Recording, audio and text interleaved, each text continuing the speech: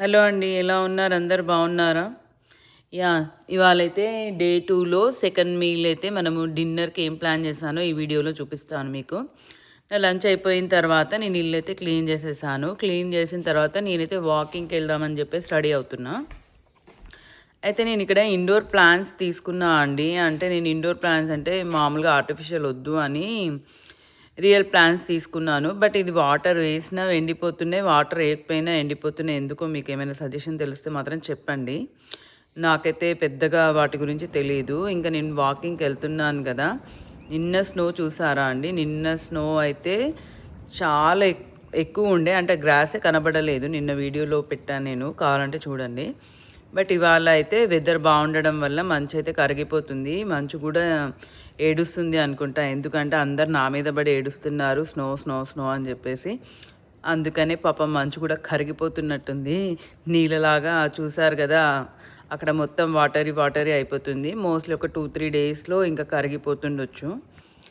ఇంకా నేను ఇక్కడ ఏం చూపిస్తున్నానంటే, ప్రతి ఇంటికి చెట్టు కంపల్సరీగా ఉంటుందండి. మాకి ఒక చెట్టు ఇస్తాడు, అది పెంచాలి కంపల్సరీ. అది పాడైపోతే మనకే ఫైన్ ఇస్తాడు. ఇక్కడ హెచ్ఓ అనేది చాలా స్ట్రిక్ట్. దీని గురించి అంత డీటెయిల్గా నేను మళ్ళీ ఇంకొక ఏదైనా వీడియోలో చెప్తా.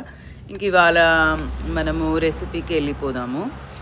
ఇంకా ఈరోజు రెసిపీకి అయితే నేను క్యాబేజీ, ఇంకా సొరకాయ తురుముకున్నాను, క్యారెట్ తురుముకున్నాను, ఉల్లి పొరక అంటారు కదా అది, ఇది కొత్తిమీర అండి. ఇది వచ్చేసి కొత్తిమీర. నేను పాలకూర కూడా సన్నగా తరుక్కున్నాను అనమాట ఇవాళ రెసిపీ కోసం. నేను ఇందాక చెప్పాను కదా. అయితే ఇంకా నేను అల్లము, పచ్చిమిర్చి, ధనియాలు, జీలకర్ర పేస్ట్ లాగా చేసేసుకొని నువ్వులు కూడా కొంచెం యాడ్ చేస్తాను, అందులో యాడ్ చేసేసాను అనమాట. ఇందాక తురిమిన దాంట్లో ఇవన్నీ యాడ్ చేసేసి 2 స్పూన్ల ఇది రోస్టెడ్ చెనా అంటారు కదండి, పుట్నాల పప్పు, 2 స్పూన్సే వేయండి, ఎక్కువ వద్దు.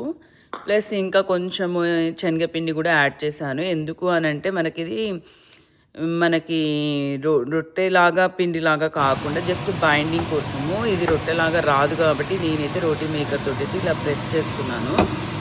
దీన్ని ప్రెస్ చేసుకొని పెనం పైన డైరెక్ట్ ఆ కవర్ తోటే పెట్టేసుకున్నా. ఇది హీట్కి ఏం ప్రాబ్లం రాదండి ఈ కవర్ అయితే.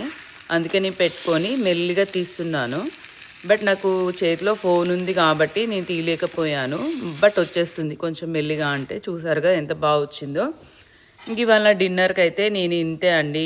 ఈ ఒక్క రొట్టి తీసుకున్నాను, చూసారుగా, పూల్ మకానా తీసుకున్నా, కొంచెం పప్పు, పెరుగు, ఇంకా ఇవి సీడ్స్ ఉంటాయి కదండి, అంతే. ఇవాళ నా డిన్నర్ ఇంత సింపుల్గా ఫినిష్ చేశానండి. నెక్స్ట్ వీడియోతో మళ్ళీ కలుద్దాం. ఓకేనా అండి? బాయ్ మరి.